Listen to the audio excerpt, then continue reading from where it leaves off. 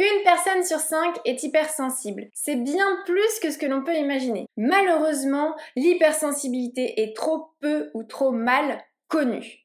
Bonjour à tous, je suis Marion Théisson, je suis psychologue clinicienne et aujourd'hui on se retrouve pour parler de l'hypersensibilité, plus particulièrement de 8 faits sur l'hypersensibilité. Je vous en dis pas plus, on visionne ça tout de suite, c'est parti.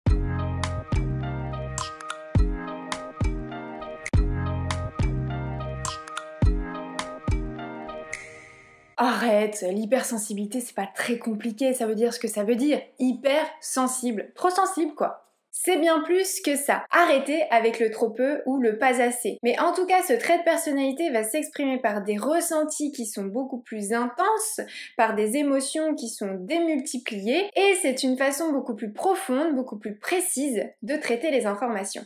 T'es en train de dire que les hypersensibles sont plus intelligents ? Disons qu'il y a une plus grande intelligence émotionnelle et intuitive. Par exemple, les neurones miroirs vont être beaucoup plus actifs chez les personnes hypersensibles, ce qui va permettre donc une plus grande empathie. Mais on a tous le même cerveau. Donc la croyance que les personnes hautement sensibles, les HPS, ont un cerveau différent est fausse. Mais l'hypersensibilité, c'est pas une maladie.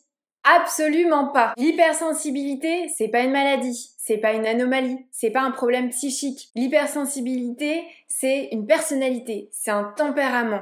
Donc il n'y a pas à se soigner de l'hypersensibilité. C'est un peu comme si vous me disiez, moi j'ai envie de me soigner mes yeux bleus. C'est pas possible. Donc ne cherchez pas à vous en débarrasser, au contraire, ça fait partie de vous intégralement.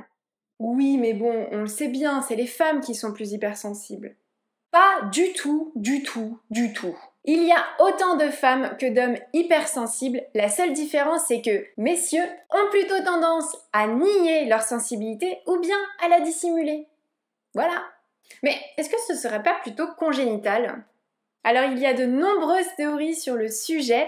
Par exemple, aux États-Unis, ce serait peut-être lié au traumatisme. En France, il y a une théorie sur le transgénérationnel. Bref, on ne sait pas trop, il n'y a rien de sûr sur ce sujet pour l'instant. Ok, mais est-ce que l'environnement peut jouer sur notre hypersensibilité alors ? Il faut savoir que tous les enfants naissent hypersensibles. Et donc, l'environnement a une très grande influence sur leur sensibilité. Par exemple, si un enfant est dans un environnement où la sensibilité est valorisée, est encouragée, est acceptée, alors il va naturellement développer sa sensibilité, bien l'exprimer et bien la vivre.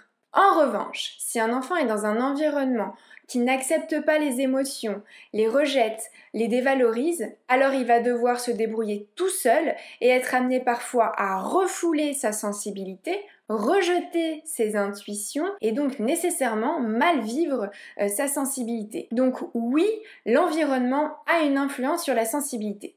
Mais du coup, je comprends pas bien. L'hypersensibilité, c'est la même chose que l'hypersensibilité et l'hyperémotivité ? L'hypersensibilité, c'est la même chose que l'hyperémotivité. Par contre, c'est différent de l'hypersensibilité. L'hypersensibilité, ça désigne la forte intensité face aux sensations, aux odeurs, au bruit, à la lumière. Et l'hypersensibilité, justement, c'est l'hypersensibilité plus l'intensité émotionnelle. Finalement, l'hypersensibilité, ça a l'air vachement chouette, il n'y a aucun inconvénient. Moi aussi, je veux bien l'être. Je signe où ? Il y a de nombreux avantages à être hypersensible. La capacité d'écoute, l'empathie, la subtilité, l'intuition, la créativité. Mais comme de partout, il y a aussi des inconvénients. On est plus fatigué, on est plus impressionnable, on a parfois le sentiment d'être un peu à vif ou bien sans filtre. On a aussi le sentiment d'être envahi par les émotions des autres. Il y a à la fois des avantages et des inconvénients, comme de partout. Libérez-vous de vos croyances. Autrement dit, lâchez l'idée que l'hypersensibilité est un problème. Non, ça n'en est pas un. Lorsque vous aurez bien intégré que l'hypersensibilité est une qualité essentielle, prenez-en soin. Apprenez à la découvrir, apprenez à vous découvrir pour ensuite la développer. De nombreux livres vous aident justement à mieux appréhender l'hypersensibilité, comme notamment Hypersensible, trop sensible pour être heureux de Savario Tomasella, ou encore Ces gens qui ont peur d'avoir peur, mieux comprendre l'hypersensibilité d'Hélène Aron.